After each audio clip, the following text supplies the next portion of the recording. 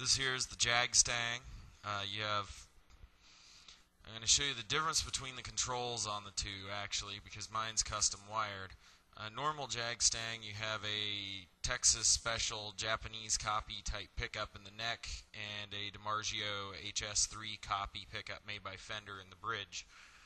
On mine, however, you have an EMG SA1 active single coil in the neck and EMG 81 active humbucker in the bridge.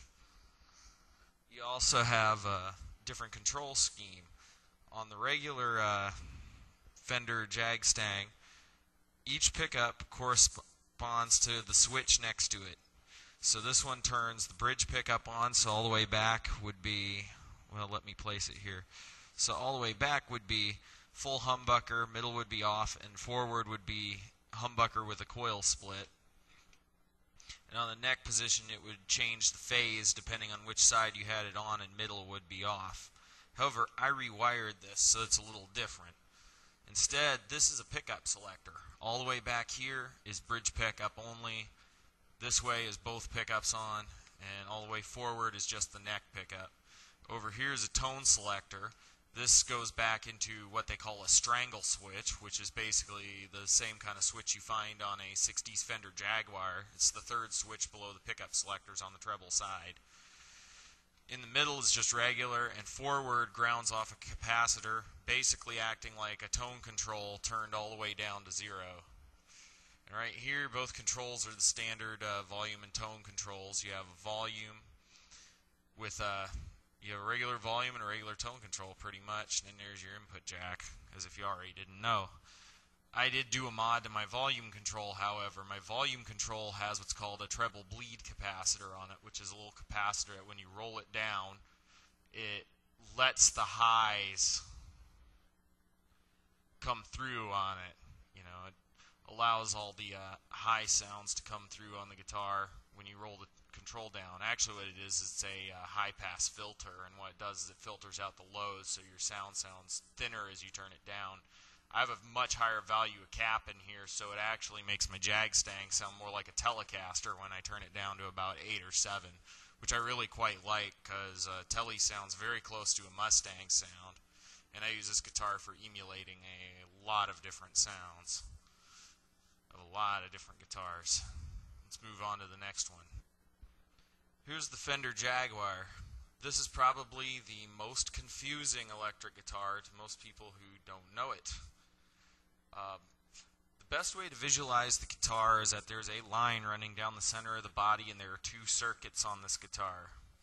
And it's separated by that line. Up here you have your rhythm circuit, and this constitute as your lead circuit. And they're all selected by a little switch up here on the rhythm circuit control plate. Flipped over here, it is lead circuit, which means all these controls over here become active. And flipped over here, it becomes the rhythm circuit. The rhythm circuit activates these two roller knobs right here. This one is your volume control, this one is your tone control. There's no pickup selection because your neck pickup is the only pickup that's active. The knobs have a different value than normal, so it makes them sound a little bit warmer, and that's pretty much the basics of it. If I flip the switch over here, it activates the lead circuit, and then the pickups go through this control plate here, which selects your pickup selection. This is your neck pickup switch. Up is on, down is off. That's the stock for the Jaguar. This is your bridge pickup selector switch. I usually have this on because I usually use my rhythm lead circuit selector switch to swap between neck and bridge pickup. And I just use this to flick on both pickups. And then this right here is the least known switch. People call this a phase switch. That is not correct. It is a strangle switch. And what it is, it's a switch with a capacitor. It passes the sounds through a high-pass filter, a low-pass filter, and makes the sound thinner. It was designed particularly for surf guitarists who want to get that plink-plink sound out of the Jaguar. Next off down here is probably where the only part of my guitar differs from a standard Jag. But on a standard Jag, this is your lead circuit volume and your lead circuit tone controls. On mine, however, while I have a standard volume knob, the tone control has this little hidden feature in it. It's a push-pull pot, and what it does, since I have rails pickups on this, rails humbuckers, which are actually voiced like singles, which is hence why it still sounds like a Jag. I can split those coils and get a very Teisco Del Rey kind of sound out of it. Sort of like an older guitar with low impedance pickups, or even kind of sounds like I have lipstick tube pickups in there. Let's move over to the next one, the Mustang. The Mustang is very similar to the Jag-Stang, except a little bit different. Instead, the difference is a standard Mustang has two single coil pickups with 6 Alnico rod magnets running through them and wiring. They're basically Stratocaster pickups by design with flush pull pieces, and they're hidden under these plastic covers to both make them look better and keep the pull pieces from buzzing if you get your finger on them. I believe that has something to do with the in-phase, out-of-phase circuitry. Each switch has 3 positions, just like on the Jag-Stang. The only difference is each pickup has its 2 wires wired into the switch and then crisscrossed, so you can reverse the phase or polarity of the pickup using the electricity. Like, say, forward is normal phase, backwards is reverse phase. So on this, your hot wire on the pickup becomes the ground and the ground wire becomes the hot. This allows for you to have sounds like, say, both pickups on this way as both pickups on in phase, both pickups on out of phase, both pickups on out of phase, both pickups on in phase. And there's small variations in the sound depending on which way you have the coil going. Also, you have bridge on, bridge off, bridge on. There's a slight difference in one of the positions. It sounds a little bit thinner back here, but I always, for some reason, slide it back here by default.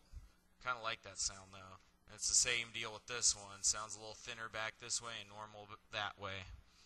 Moving on, same standard controls a Mustang always has. Volume knob and a tone knob, and that's all there is. That's all she wrote. Just a 250K volume, 250K tone, no treble bleed, no push-pull, nothing. This is all original stock 60s wiring with cloth wire too. So it's been pretty much unmolested except by the previous owner and then redone. Now we're going to talk about the Jazzmaster. This is the guitar that started it all with the Jaguar style wiring. It was designed by Freddie Tavares, I believe, to have the dual circuit. Maybe I'm incorrect. Maybe it was Forrest White or one of the other key Fender employees everybody likes to talk about. The defining characteristic of the Jazzmaster in particular is its unique pickup design. These are not normal, these are not P90 pickups whatsoever. These are basically wide flat pickups with a similar construction to a Stratocaster pickup. The pickups themselves, let me go grab one and I'll show you. The general anatomy of a Jazzmaster pickup is this. Underneath the cover, this is what you have. It's very wide, very flat. The Japanese Jazzmasters have the wrong kind of pickups in them. They have a pickup that looks like this, except it's a little bit thicker and the winding's thinner, so it sounds more like a Strat pickup than a Jazzmaster pickup. These are wide and flat. There are 6 Alnico pull pieces in here that are magnetized, and it has about 3,800 to 4,700 turns of wire on it, and they have a resistance reading of between 7 and 9 kilo ohms resistance for a regular stock 60 style Jazzmaster pickup like this. This is what gives them their unique sound. They're wide and flat, so they have a very, very warm, mellow sound, but because the part that picks up the sound is so thin and so tight, it keeps that tightness there. Now, the control scheme on the Jazzmaster is similar to the Jaguar. You still have the rhythm circuit. Rhythm circuit is this way, lead circuit is that way. You have the rhythm volume, rhythm tone, same deal, neck pickup only. Over here you have, instead of 3 switches, you have a 3-way pickup selector. Forward is neck, this way is both pickups on, that way is bridge, and right here is a standard volume and tone control, no different than what you would find on any other kind of Jazzmaster at any store. Just a volume and a tone. There you go.